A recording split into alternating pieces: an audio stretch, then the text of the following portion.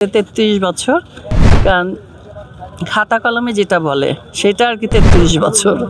আর তা না হলে বুঝ হওয়ার পর থেকেই আমরা আমাদের পরিবার বিএনপিকেই সাপোর্ট করেছে, আর আমিও তাই করেছি।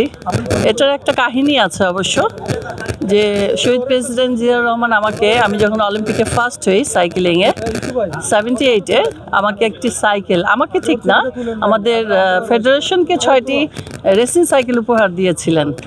তো মানুষ তো উপহার পেলে খুশি হবেই। তখন আমি ছোট ছিলাম, ছোট থেকেই খেলাধুলা করি, তো সেই থেকেই যে তার প্রতি একটা ভালোবাসা, যে আমরা বলার সাথে সাথে বিদেশ থেকে সাইকেল এনে দিলেন, তার প্রতি আমার বেশি ভালোবাসা, তো বেশি তার প্রতি আমাদের এই ভালোবাসা, আমার ভালোবাসা আর কি বেশি হয়। ওই যে বাচ্চা বয়সের ভালোবাসা যেটা থাকে, এখনো বুড়ো বয়সে এসেও সেই ভালোবাসাটাই রয়ে গেছে। সেখান থেকেই শুরু।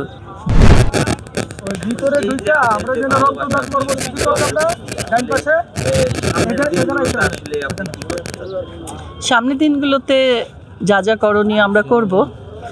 বিএনপির পক্ষ থেকে আমাকে যদি কোনো পদ দেয়া হয়, তাহলে আমি যা যা করণীয় সেটাই করব।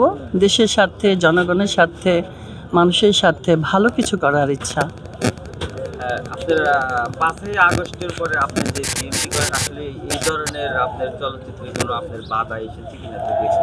না, 5ই আগস্টের পরে বাধা আসেনি, আগে ছিল অবশ্যই।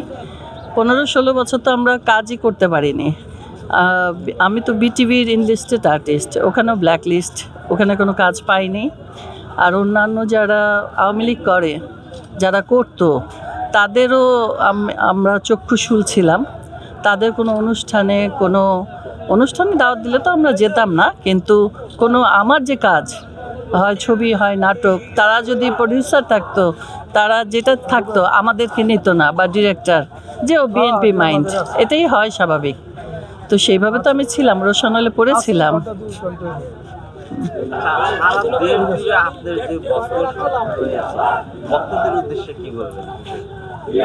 সবাই ভালো থাকুক, সুস্থ থাকুক। ও আচ্ছা, এই তো বললাম, সবাই সুস্থ থাকুক, ভালো থাকুক, ভালো রাজনীতি করুক, আমরা খারাপ কিছু না করি, হিংসা বিদ্বেষ ছেড়ে দেই।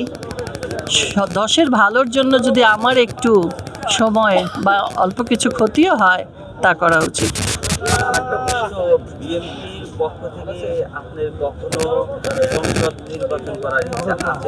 অবশ্যই আছে, ছিল, এখনো আছে, এবারই করব। হ্যাঁ, আমি উত্তরায় থাকি, আমি উত্তরার ভোটার। আমার দেশ ফরিদপুর, মাদারীপুর, কালকিনি। তো কালকিনির থেকে, মাদারীপুর থেকে করার ইচ্ছা, দেখি যেটা হয়। অনেকে বলছেন যে বিএনপির মনোনয়ন প্রত্যাশিত অনেকেই আপনি সিলেক্ট হয়েছেন, এরকম বলছেন। সেক্ষেত্রে আপনি সিলেক্ট কিনে সেটা তো এখনই বলতে পারি না আমি, এটা তো সিলেক্ট হওয়ার পরে বলতে পারবো।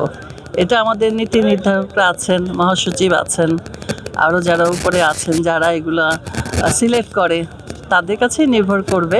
আমরা তো কর্মী, কাজ তো করেই যাব। আপনি যদি নির্বাচনী সংসদ সদস্য হয়েই যান, সেই ক্ষেত্রে চলচ্চিত্রের জন্য আপনি কি করবেন? অবশ্যই, চলচ্চিত্র তো আমার প্রথম, ওটা আমার পেটের ভাত, তার জন্য তো অবশ্যই করব। অনেকে অনেক কিছু করেনি, যেমন কবরী আপা ছিলেন, আমাদের সুবর্ণা মোস্তফা ছিলেন, তারানা হালিম ছিলেন, গায়িকা কি আমাদের গায়িকা, যে এখন সম্রাজ্ঞী গায়িকা মমতাজ, যাই হোক, ওনারা ছিলেন। ওনারা তো সাংস্কৃতিক দলের মনের, তারা সংস্কৃতি নিয়ে অত ভাবেনি, অত কিছু করেনি।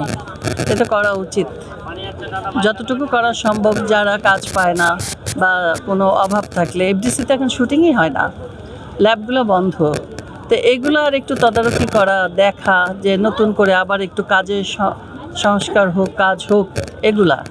তো এটা তো এমনি বললে হবে না, এটা সুযোগ আসতে হবে, কাজ করার সেই সুযোগটা দিতে হবে।